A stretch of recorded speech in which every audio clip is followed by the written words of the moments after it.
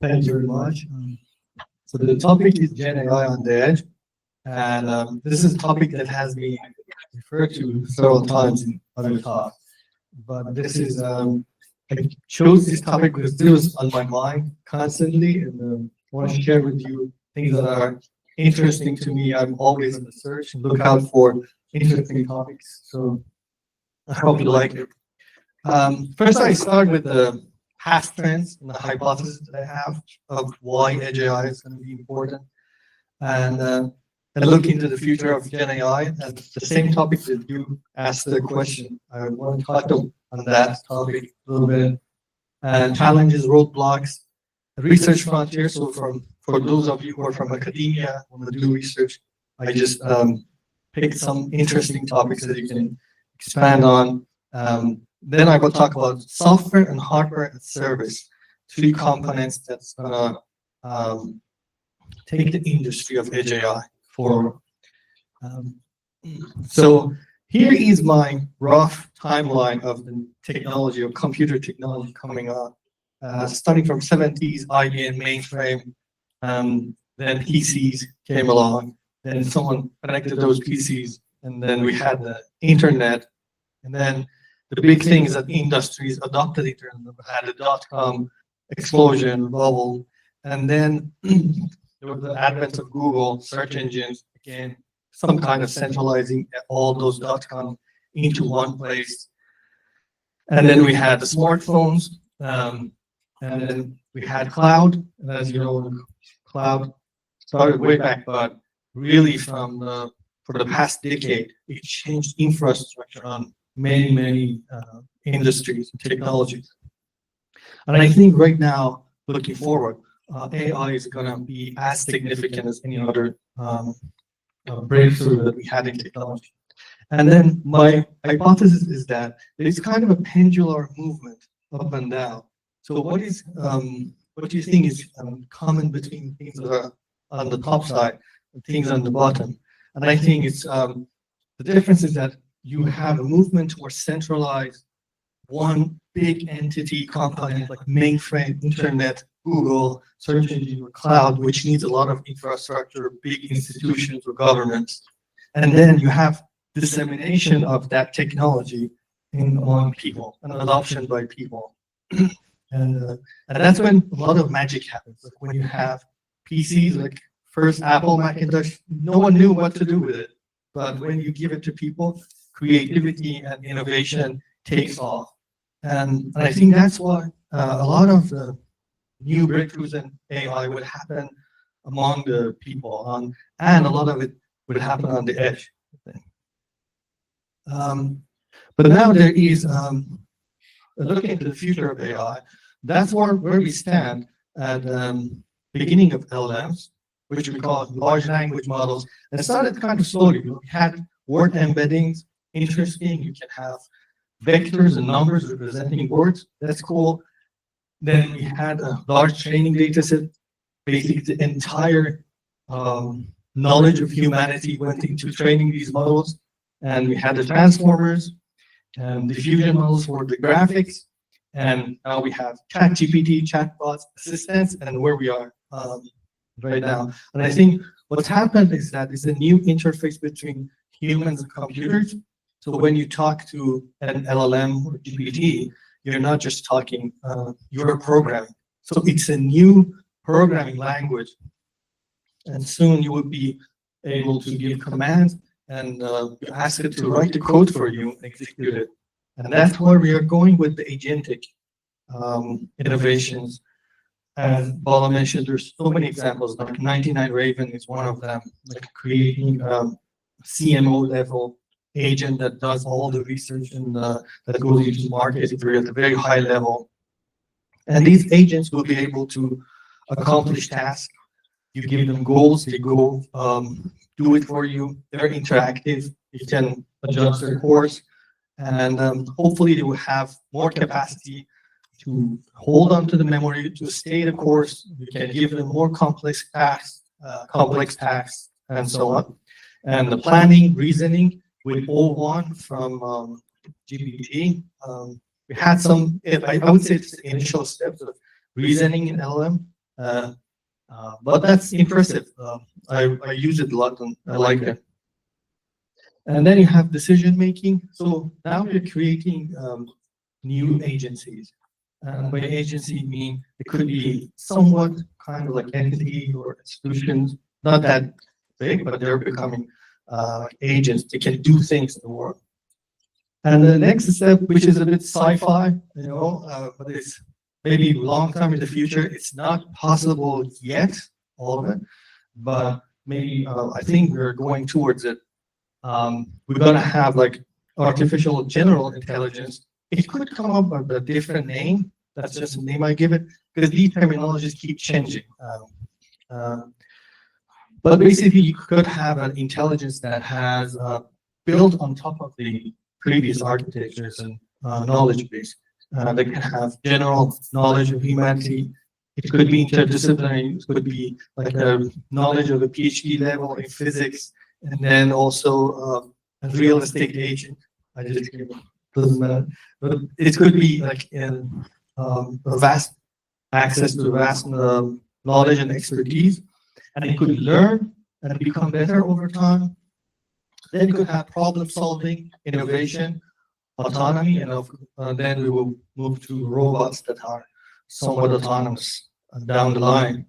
And then it opens a whole new realm of possibilities, and we're going to have new friends.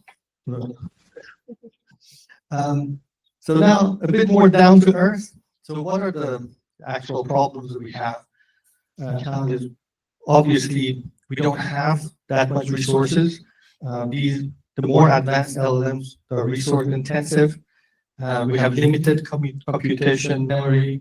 Security is a big issue, and I really appreciated the talk of Professor Lee in the morning. So that's his domain of specialty, and a lot of good work can be done on that area. Then it's a problem of energy.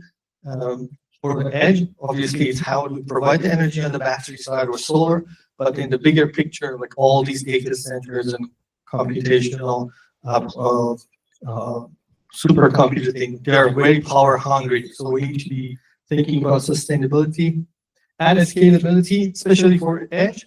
There is so many different types of hardware. As you can see they all come with their different specs. They come with different software solutions on top. So heterogeneity is a problem for scalability. So if you have a solution for one special use case, it's usually very difficult to expand it to other cases.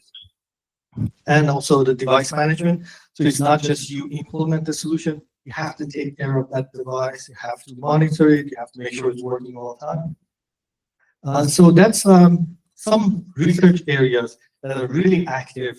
And either I've been following some of the papers that came out, or the startups that are actively working on it. And these are just the topics that captured my attention, but the list is very exhaustive. And I put it in a pyramid structure, and the higher up on the pyramid is like more lightweight, esoteric, or mathematical problems. And the more you go down, is more practical problems. The first thing that can happen, which can change the course of implementing Gen AI on edge, is alternative architectures. So RNN, recursive neural network. And back in December 2023, there was a paper that made a lot of noise. It's introduced a new architecture called Mamba, which is alternative to transformers. And transformers do not scale linearly, they go quadratically as you increase the token size or the window size, but Mamba scales linearly, so it's a big difference. I've already seen a company who did it, the Think Silicon. These guys, did an amazing demo last time in San Jose, which was they ran a Mamba architecture on a tiny silicon, their own RISC-V based chip, and their design was to use it as a interactive device on appliances in the kitchen, for example. And there are also interesting research done into alternative neural networks. One of them is graph neural network. It's interesting. And mixture of experts, I think Bala mentioned something like that. So you have a big model, but you bring it down to smaller pieces that are specialized. Then we go to the second, which is second stage, which is model optimization. This is a very active mode of research. So the easiest thing is that you take your neural network, you prune it. Basically, you cut out parts of the neuron and see what happens. If it's still doing its job, we're good. And the other thing is quantization, which is simply if you are using like 8 digits, just cut it, round it up to 4 digits, and keep running to see what happens. You save a lot of memory and computation. But there are more intelligent or more sophisticated ways of reducing the size of models, and then go to knowledge distillation and NAS, which is again a company who was doing it, just was acquired a few months back. There were 2 companies that was following the those that got acquired. So that's a very active domain of research.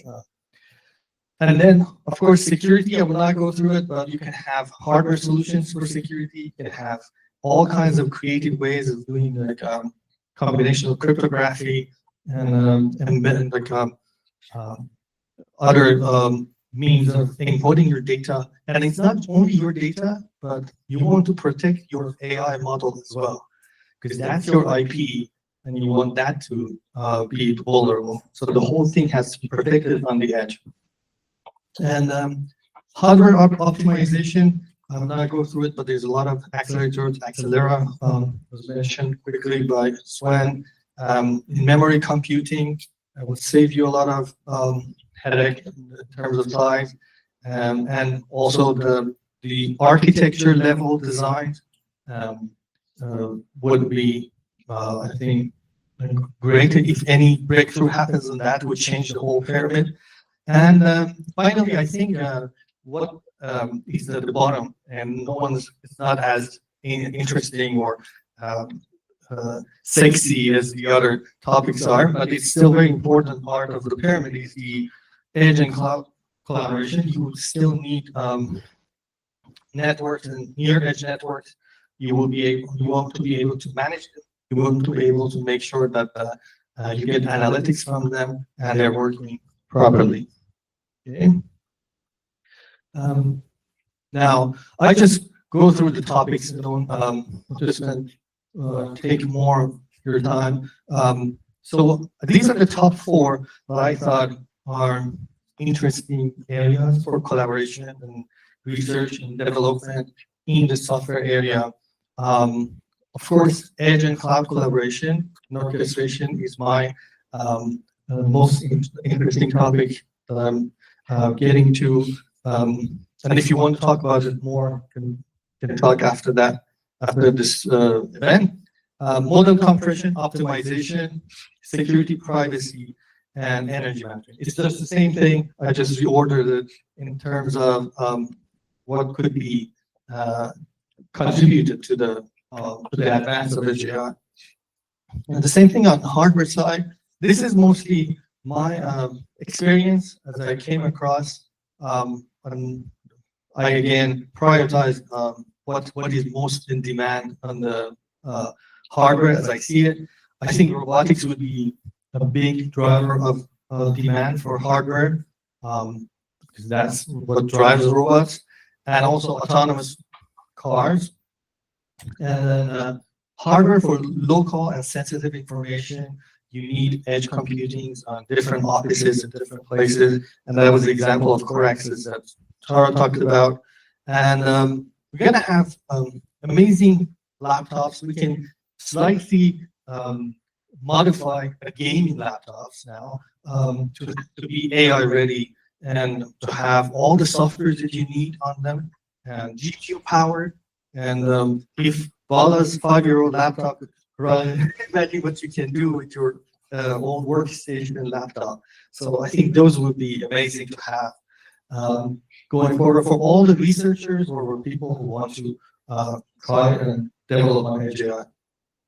And also edge for security, includes cameras and also processing units. And that was also the example that Tara talked about on the RCMP proposal. And then the last point I want to make is that, yeah, this is a study by market.us that is, again, without any surprise, expecting a big increase in the edge AI market.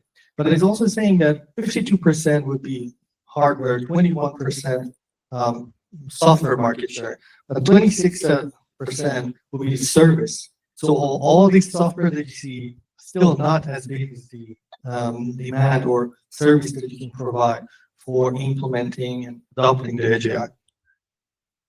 And on the service side, these are the things I think we should pay attention to, and to meet the coming wave of edge AI.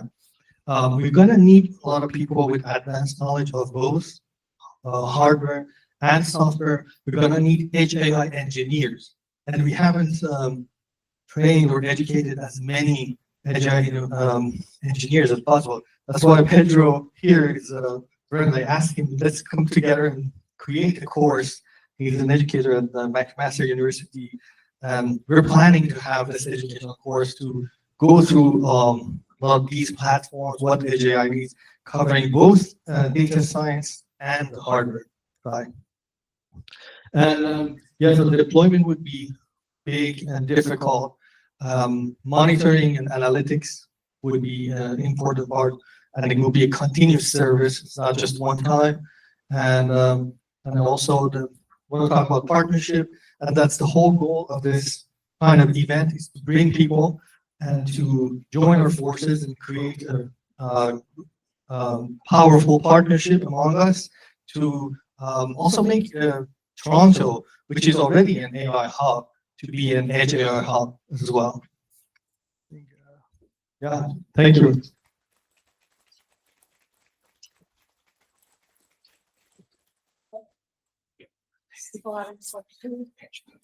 Questions?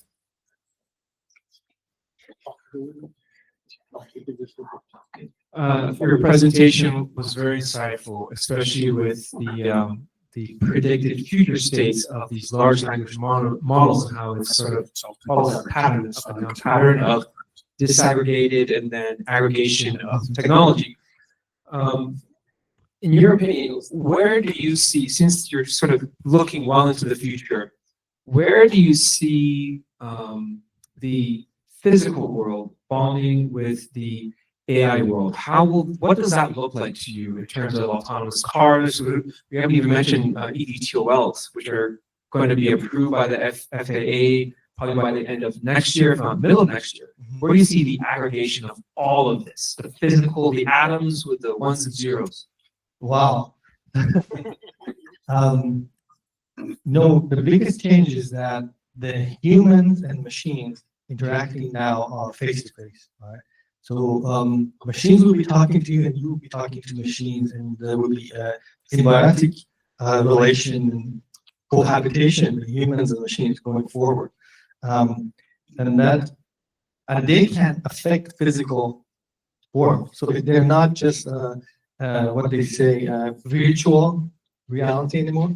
They could have agency in the world, and that's we're not there yet, but we will be getting there very soon.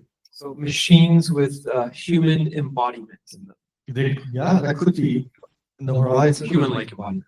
Yes. Any other questions? Okay. One more question.